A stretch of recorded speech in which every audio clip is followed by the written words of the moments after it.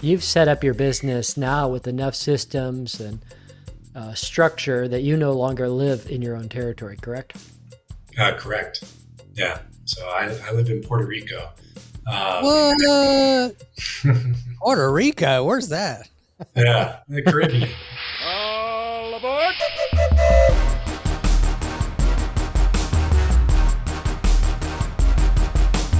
Outdoor service owners, rise and shine. It's time to start fueling your success, one adventure at a time. Welcome to Outdoorsy Entrepreneur, brought to you by House Call Pro, where business owners explore ways to take charge and level up. We are your host. I'm Kevin Fontaine, and this is my homeboy, Patrick Harders. Join us on a journey every Wednesday. Like, comment, and subscribe on our YouTube channel, and listen to wherever you get your podcasts, and follow us on our social media platforms at Outdoorsy Boss. What's been going on, Pat? Been a busy week. I've been a bachelor this week. So my wife and daughter are down at a swim meet in Florida. And so it's Ben and I, we're managing the house and business and everything else. So Holding it down. Yep. Microwaving a lot of shit for dinners. When I cook, I'm on the smoker. Nice. You got the time for the smoker every day? Yeah, I make time.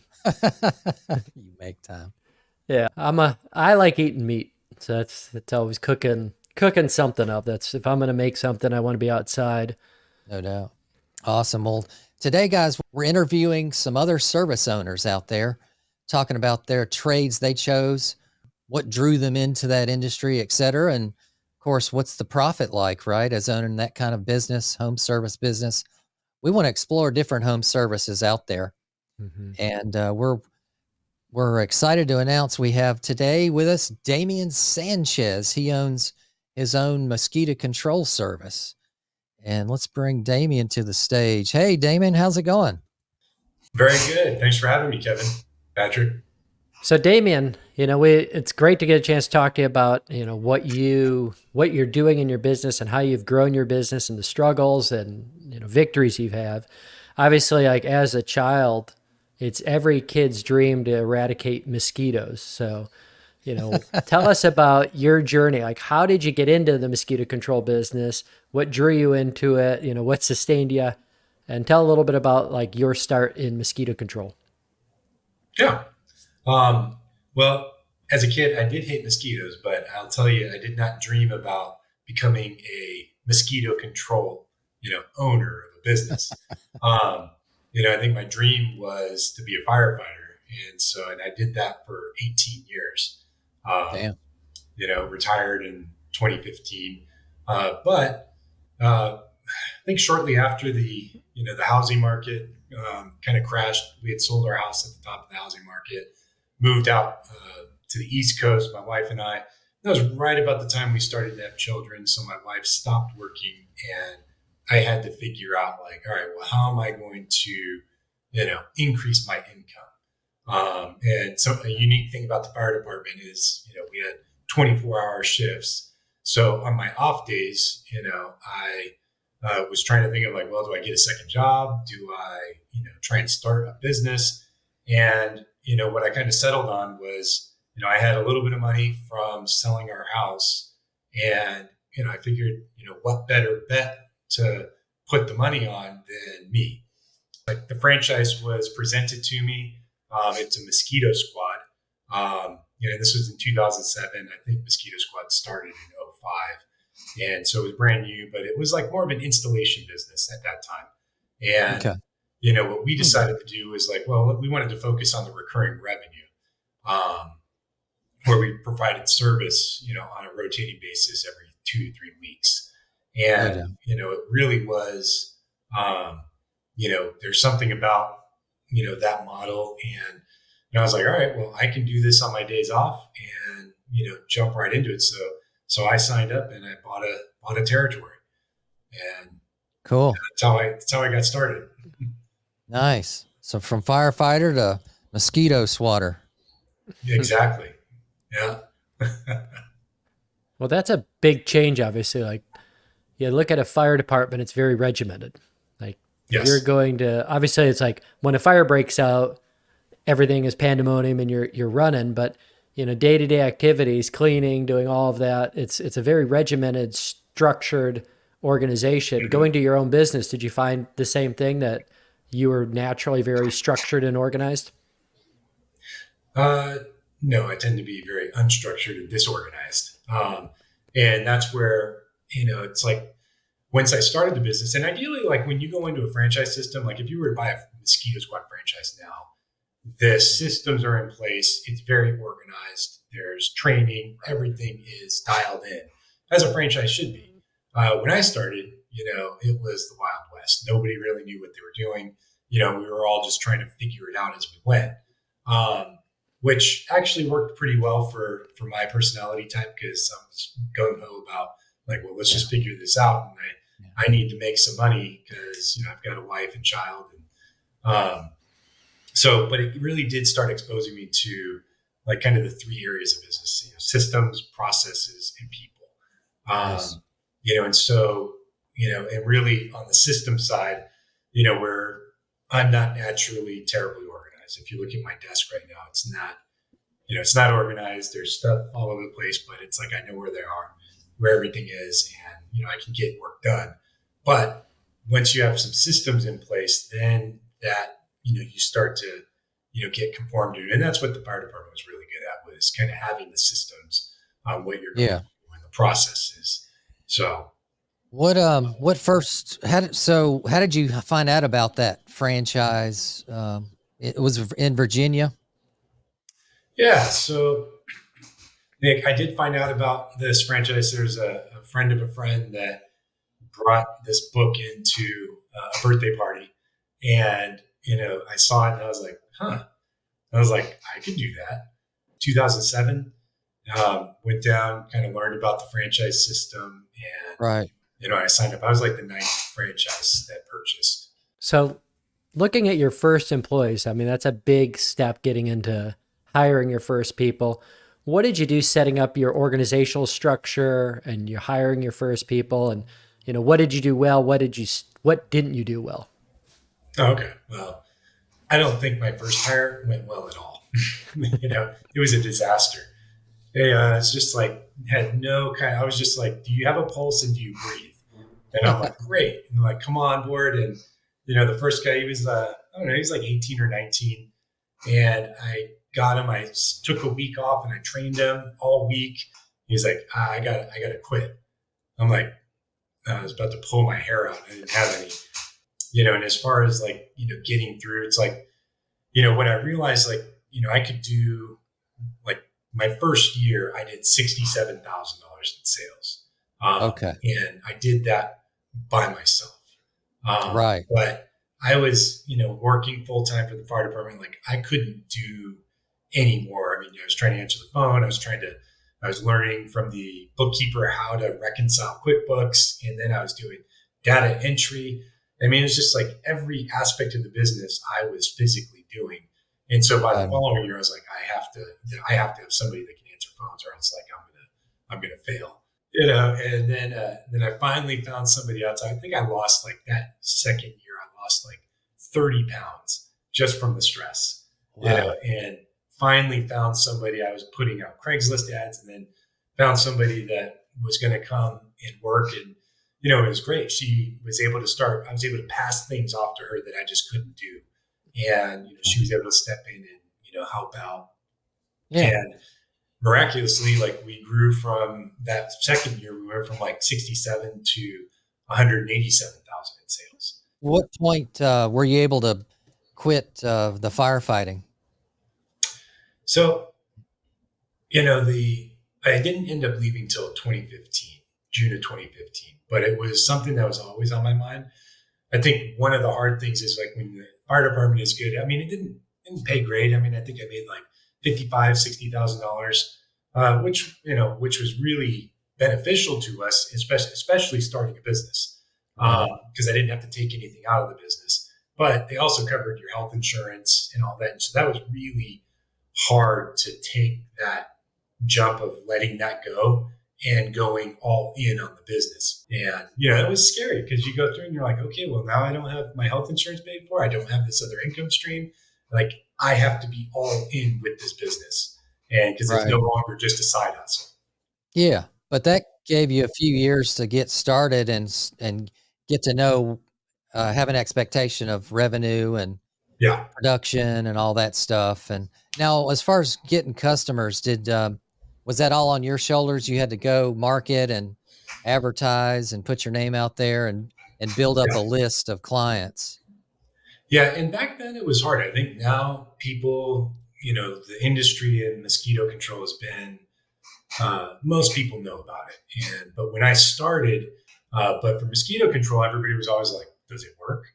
And so the Yeah. objections that you got were different back then because Okay. everybody was just newly exposed to it. It was really a brand new industry. What about so to kill mosquitoes, can you apply a granular, or is it back then when you started? I know now it's a lot of sprays, but Yeah. has it always been spraying for mosquito control, or?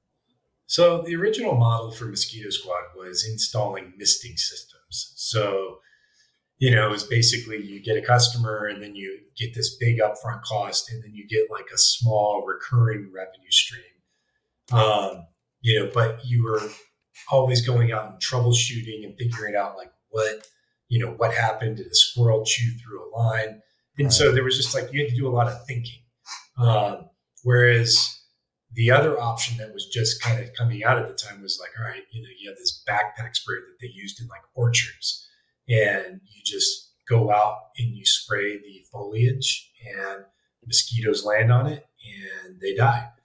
And so, it was just a much better model because you could scale that model much easier than trying to scale a installation with like a small service attached to it. And so that's what we chose to focus on, was that recurring model, which is now what dominates the industry now. It's like everybody does. There's very few misting systems anymore. A lot of times as business owners, like, you have that firefighter mentality where you're just trying to solve a problem quickly. You ever have instances where you hired someone quickly, or you bring in family members to help out? And if you did, how'd that work and what did you learn? Well, I think this is another situation where I lost, like 20 pounds due to stress. But, I think one of the challenges is like when we were growing so fast, we started off first year, 67, second, almost 200, third year, 500,000, fourth year, we were doing 1 million. And when you're going through that growth, you're just going and saying like, oh, wow, can you fog a mirror? I need help. And you're just bringing people in, and then, so you're hiring a lot and you're firing a lot. Right. Which, but then culturally what happened was like, I think we had one core value, and that was like, get by. Like whatever you had to do just to get the work done and get by, like we did that. And, which was really problematic, like especially once you reach a certain point, it's like, oh, now all these problems are showing up, and it's like, how do you've got these longtime people that have worked for you and your company's grown, and now they're trying to do things one way, the way you were doing them, and you're like, no, we can't do that way now. We have to change. Damien, for revenue generated per employee, so I assume production wise, you would have a person in a truck solo and they would have a route. Mm-hmm. And then how many can they service a day typically? So that really depended on the amount of mileage that a Travel truck was driving. So, okay. Because if you had really tight routes, and you could get 2 guys on a truck and get 26 jobs done in a day. But if you had 1 guy and and the routes were spread apart and he's driving 110 miles, you may only get 14 or 15 jobs done. So your service area was Virginia. What part of Virginia? We're like inside the Beltway, DC, and then around Maryland. Okay. Nice. And we always had a drive. So like one of the things that we wanted to do, like back in 2016, like when we hit 3 million in sales, we were like, all right, we need to get a second location so that we can like shrink the amount of mileage that we're doing so we could get more jobs per day. Because we always had like a target number for how much revenue we wanted to generate per vehicle. Right. and the mileage kills that. Like if you can only get 16 jobs done a day, like you're not making that much money. So you have to bump that up and get those 4 to 6 extra jobs in per day per truck. Do you let production take the trucks home, or do they have to come back, park, go home? For the most part, if it makes sense for the organization, we will send a truck, especially if it's located far outside of where we normally service. Okay. Have people take a truck home, but for the most part, like we make everybody bring the truck home at night. Okay. Insurance and it's better not to, but unless it makes operational sense.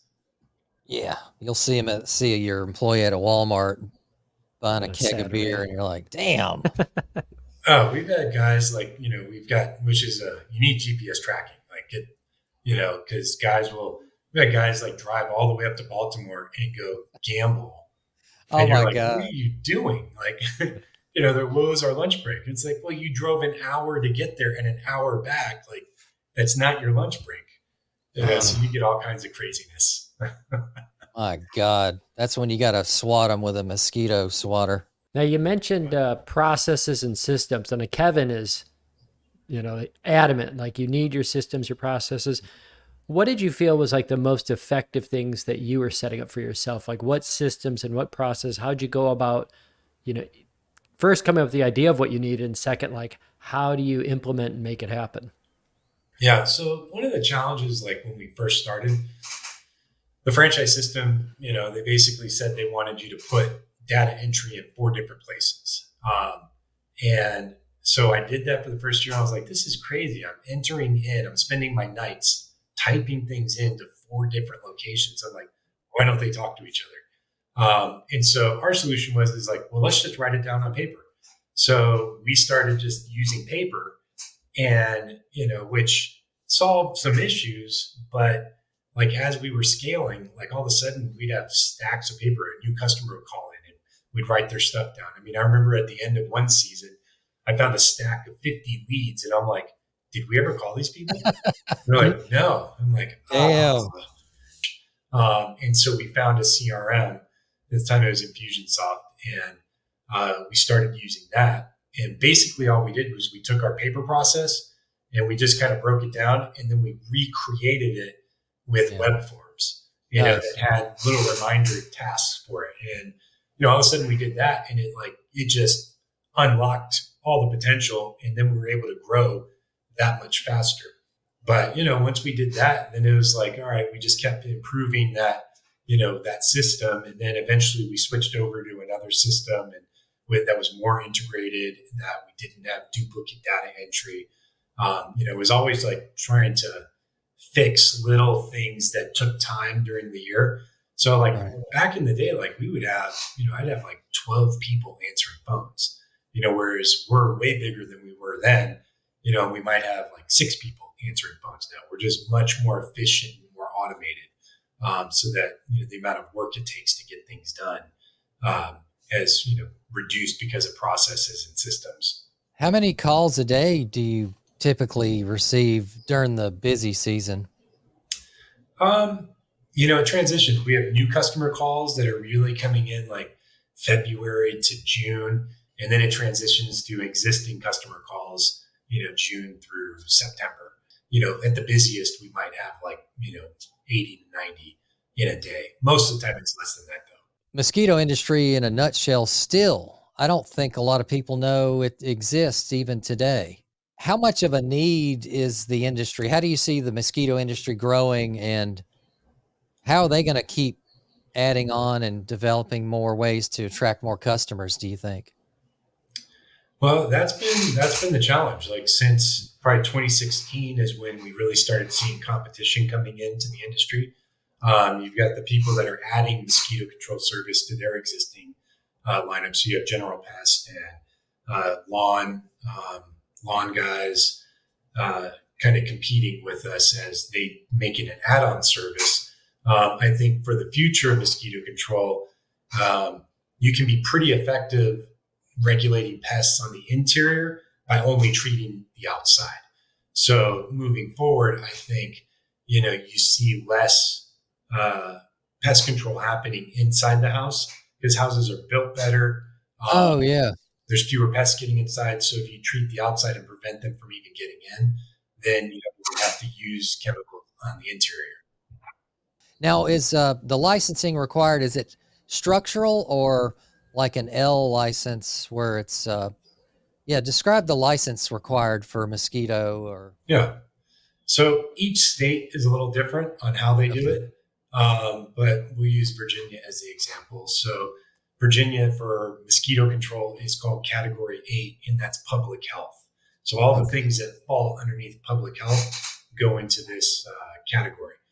Okay. But it's just the amount of experience in pest control. I think you need a year as a registered technician, and then you can sit and test for the specific license. So it's not really hard, but it just takes time, and this test is pretty difficult. So as long as one person, say an owner, has the license, people can spray under his license? Yes. Yeah. Okay, sweet. So, but they still have to test with the state as well. Okay. They can operate underneath the categories. So there's licensing. You have the master license, and then all the registered technicians underneath. Which that's one of probably the biggest challenge to the business is training the workforce at the beginning of the season to be in compliance with the state for licensing. Do they have to keep a log of herbicides, pesticides throughout the day or not? Yeah. Yeah. We record how much is used on each property, what was used, weather conditions. Like there's a bunch of required documentation that you do for each application. And then MSDS sheets you have to keep in the truck? Mm-hmm. Yeah, product labels. We label every tank, like with what's in that tank. Spill kits. It's a very low startup cost, but it gets to be pretty intricate in all the things that you're responsible to do. Right. That's what we dealt with our herbicides. It was very strict. The storage of the chemicals, how long they last, people mixing the wrong shit in the wrong container. Yeah. And describe the process for that. How did you, what ways have you made it more efficient for your techs to be able to easily recognize chemicals or, describe any type of processes you've implemented that may have increased efficiency or errors, stuff like that? So usually we have large water tanks on premises, and so we use that to rapid fill the tanks. And then we mix. We have a person designated to do the mixing just so that there's consistency across. Awesome. Awesome. And I think that's the kind of the difference in like how we run a mosquito control operation versus like a general pest is that we try and keep a very narrow set of what we do so that you're repeating the same process over and over and over again, and not trying to have guys do a lot of different things. You want them to be good at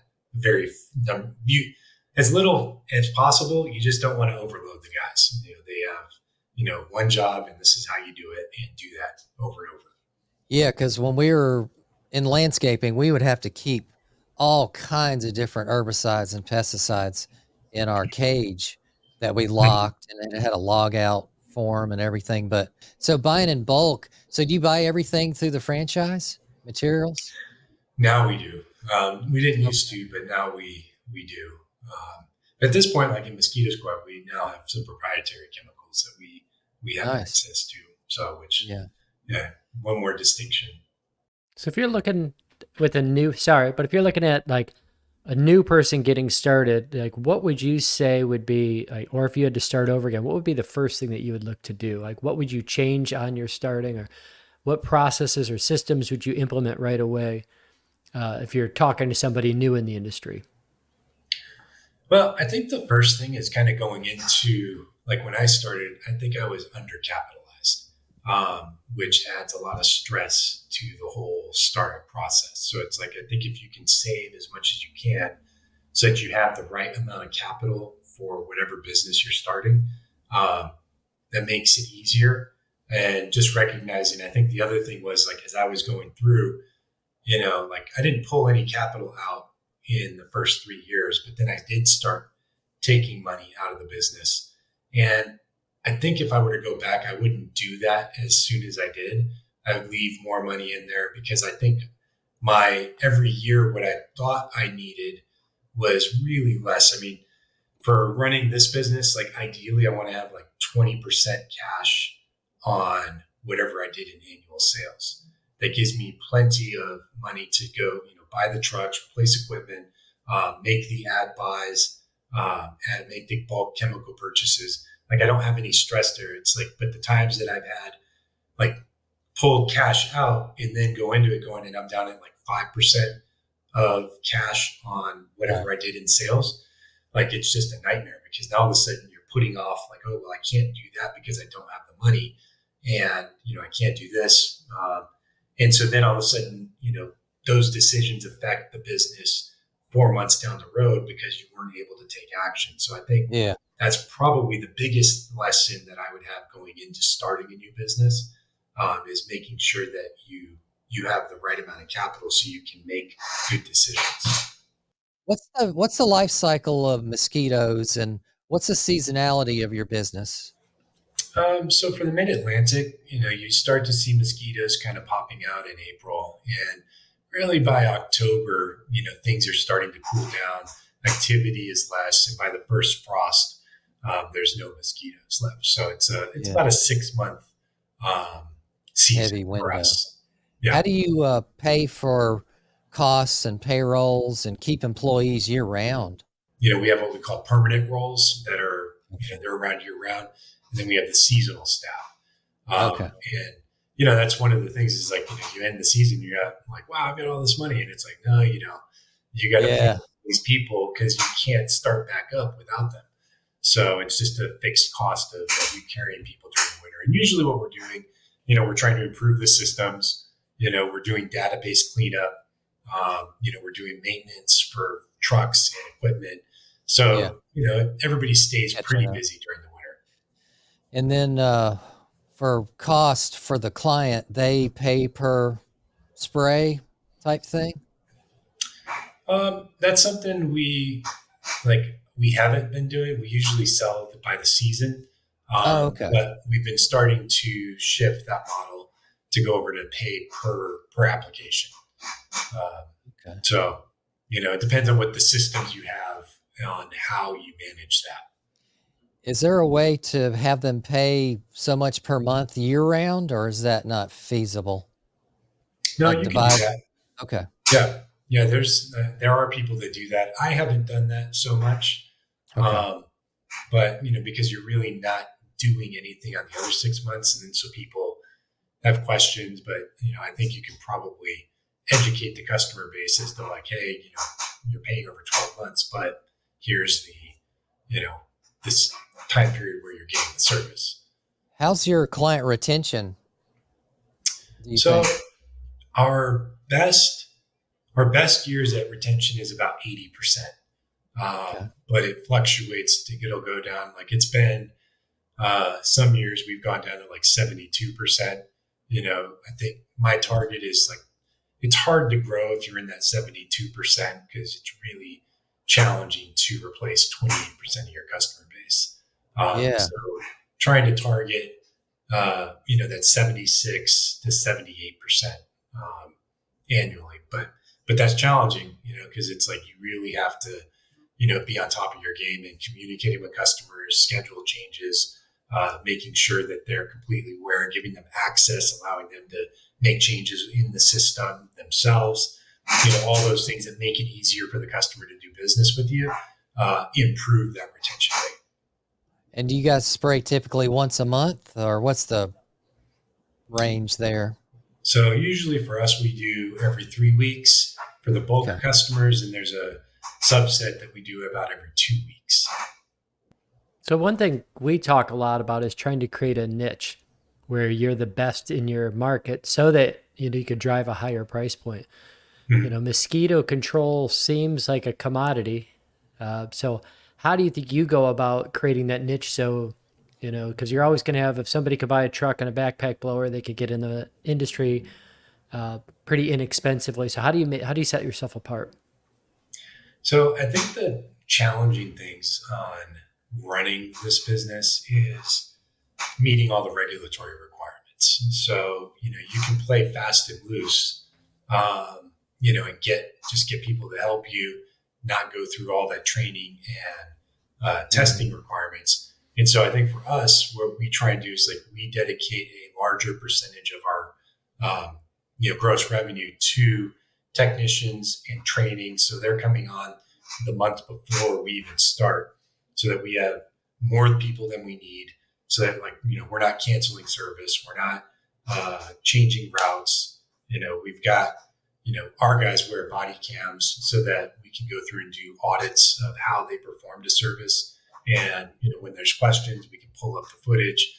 We have, forward facing and cameras and, driver facing. So for the most part, our guys get audited for their entire day, every day, which helps with the overall, we can catch things. If somebody's doing something incorrectly, we can step in and say, hey, here's a coaching session. This is what you need to improve on, and then ultimately, if they're not improving them, we have enough people that we've hired that we can let them go. Because I think that's where businesses get into trouble is they don't have the redundancy in place. So then people get away with more and more. And then you can't fire them because you don't have anybody to replace them. And so that's where what we try and do is not be in that position and hire enough that we can, when there's an infraction that's fireable, we take action right then. How do you pay your employees? Are they incentivized in any way with bonus incentives or production incentives? Yeah. Right now we don't do incentives. We just pay a high hourly wage. Okay. We try and be in the top of the industry for our area. And then where we pay bonuses are on driving, because that's the other challenge is you need good drivers in order to get to each job. So that's where, as far as the behavior that we want to modify is how they're performing on the road. And so that's where we pay bonuses out at. You mean not having accidents and stuff? Safe driving? Safe driving, no hard braking, Tickets. no hard turning, speeding, ticket. Yeah, so our GPS system monitors that. And so we can have, we have auditors that go through and audit that. Yeah. Yeah. It'll alert you guys on if they floored it and hit ours hard on the brakes. sits there and talks to you. If you don't have your seatbelt on, it's you need to put your seatbelt on. Wow. And it says, if you're speeding, it says, you are speeding. So it's, Yeah. It's annoying if you're not doing what you're supposed to be doing, but, Yeah. It is one of the things that can, alter driver behavior. Yeah. What's the typical net profit range doing mosquitoes? So, that's always a tricky one because if you're one guy in a truck, you're not paying rent, you're not paying, Right. There's all kinds of things that you're saving money on. You're not paying an office admin. Right. So you might be getting 50% of the money that you made, but really you're not profitable. Right. So, but for a larger organization, so we saw profits up to $1 million, we were probably closer to, 12, 13%. And then as we were able to scale, and then get past, once we got to 3 million, we're probably in that 20 to 22% profit margin, just because we've got the, the size of organization, and I think you become more profitable as you grow. Right. Yeah. That's a lot of good profit generated in only 6-7 months. That's pretty awesome. Yeah. Really good. So, but yeah, no, it's a good industry. I think there's, pest control is just something that, people need. The industry is constantly evolving. But, I think it's the things that, you don't think about that you go oh, I would love to do that. That's my dream job. No, it's not the things that people need, you don't sit up at night dreaming about. but that's where there's money to be made, is doing the things that people need. You've set up your business now with enough systems and structure that you no longer live in your own territory, correct? Correct. Yeah. So I live in Puerto Rico. What? Puerto Rico? Where's that? Yeah, the Caribbean. Oh, okay. So, but no, it has been really good, like having managers in place that can operate systems and oversee the processes, and that's given me as an owner like a lot more flexibility, so that like I'm just really doing check-ins with management and seeing what things they need to be successful versus me being involved in daily operations. So, Amen to that, brother. yeah. That was one of the biggest changes I had seen when I left from owning a company outright with all the employees to pulling back and just doing subcontract mode. Mhm. It was a big change, and it was hard to get on that ship. But once I was on the ship, smooth sailing and just so much more freedom, so much less stress. I'm gonna try to get Pat to do the same one day. He'll never do it, but yeah, it's just a different outlook. I mean, I feel semi-retired now, more Mhm. freedom to do other ventures, other businesses, and it's really cool feeling to have that freedom as someone grows with processes like Damien has. Guys, it starts with him in a truck, him fighting the battles himself, literally firefighting, and then bridging that gap, saying, okay, I'm going to start this business full time now. Boom. Starts it, makes the sacrifices, works 10, 12 hours a day, comes up with a plan. And he happened to join that franchise model. But I mean, all the same things apply. Business owners have to do everything: marketing, billing, calling, customer service, etc. So really cool story, Damien, that you've grown it and you're able now to start smelling those roses. That's the end goal for business owners. Smell the But I think, roses. yeah, it's hard. I think when you reach like, my age now, where we've kind of gone through, and like in my 30s, we did all that hard work. But when I was with the fire department, like I was running the business and doing that.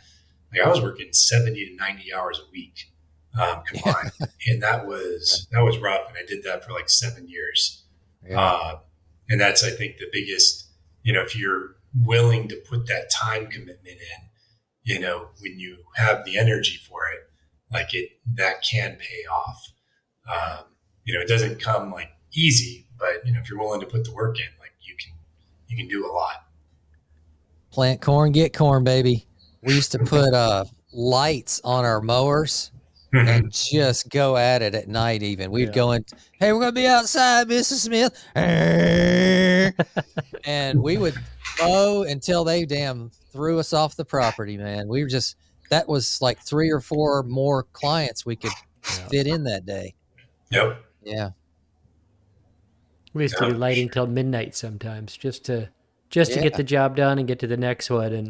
And I talk to my guys now, and like, can you imagine staying out till midnight on a job? And they're, it's unfathomable at this point. But when you're young and stupid, why not? Yeah. Yeah, I remember doing that. Like I'd be out spraying for mosquitoes and like going, I'm like, oh, I've got you, because you're looking at your schedule for the next day. And you're like, I have to get all these done because I can't add any more to the next day. And so you're staying out till like 8, 9 o'clock at night. Oh yeah, that can wear on you. Did you ever have a moment that you said, I need to do this for me, and you just went home? Yeah, that's always stuck with me. I was like, I can't imagine ever saying that, but What how does weather affect applications? Like, say it's what does rain days do to your business each day? well, I think that's hard. Like we had to switch things up. You have to plan that you're going to have days where you're not going to be able to do anything. Yeah.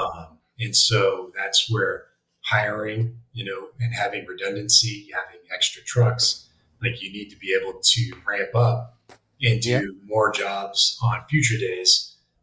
which was really challenging. Like it took us a while to dial in our process to be able to handle like, hey, it rained 2 days. What are we going to do?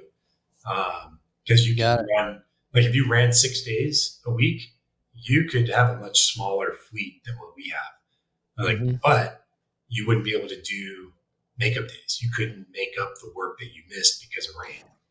Yeah, 10-4 Eleanor on that one. And this is kind of my analogy with sports, professional sports.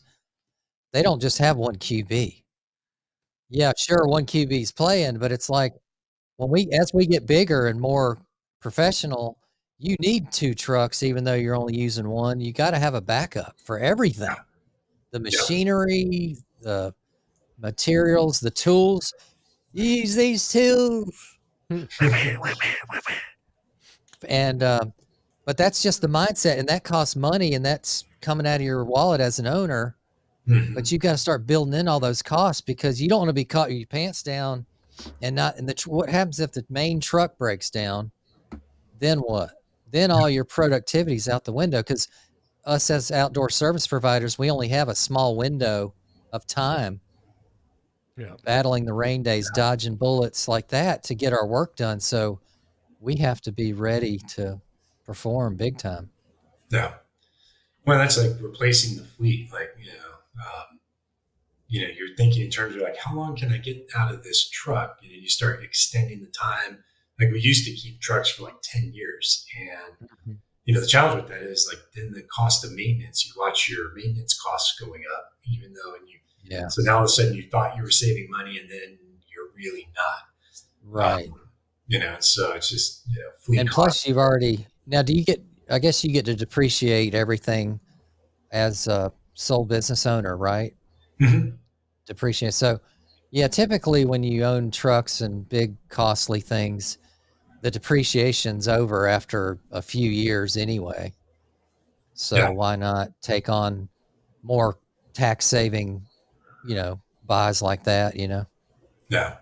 Well, it's challenging making the plans for it because like we don't utilize loans for our vehicle purchases, and so but it's a big chunk of money where we're replacing 8 trucks per year on a rotating basis. It just you're like, oh, you think you can save money, but I think just having trying to come up with like how are we going to pay for this, and then making sure that you're charging the appropriate amount to be able to have the redundancy and build in those replacement costs. Because you might think you made more money in a year or for a 5-year period, but then your trucks are all you do for replacement. So it's like it's just deferred maintenance that you were putting in your pocket, and now you have to pay something that you may not have the money for. Well, I think it's fascinating. We appreciate you coming in, Damien, and walking through the journey. I think it's a journey that anybody who's been in this type of business has kind of gone through, from shoestring operation, trying to figure it out. Eventually you have to, burn the ships, like Cortez said, and not turn back around. And you went and did that and have grown to a very successful business. So it's inspiring to a lot of younger people that listen to this podcast on, it's there, but it takes a lot of work to get there. Yeah. Yeah. Well, no, I appreciate you letting me share my story. It's always fun talking business. You surfing today? I am. As soon as I'll probably go out and surf in about an hour. So I got to get my workout. Nice. Awesome. Waves up, man. Yeah. All right, Damien, have a good one. All right, you too. Thank you, Damien. Thanks for having me. All right. So that was cool, wasn't it, Pat?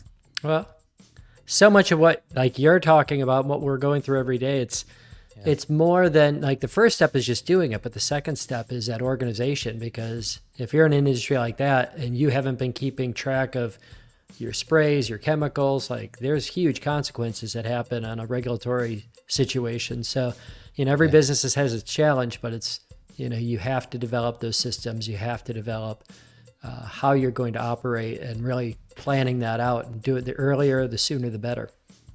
We could work in the rain, we could work 16-hour days, we could do all of it, but let's start planning so that, one day you're running your business and at noon going surfing, if you want to do that, or, open up a second business, or, do whatever you want to do, but you have to do the planning and get good at something you may have trouble with, but there are a lot of people out there that can help. Exactly. So guys, comment what you're doing as a service, what you're thinking about doing as a service trade, and what upsides you see in the trade you're choosing. And that wraps up this episode, guys. Thank you so much for watching. Make sure you subscribe to our channel. Come on, guys, outdoorsy entrepreneurs out there, hit us up and get those notifications and listen on wherever you get your podcast. We're on all the podcast platforms, Spotify, Apple, YouTube, etc. And follow us on our social media platforms at Outdoorsy Boss. Check out House Call Pro. They have a special introductory rate for outdoorsy entrepreneurs. They have a great software management tool. Make sure to check out outdoorsyentrepreneur.com for our product launch this summer. All right, guys. Can't wait to see you guys. All aboard!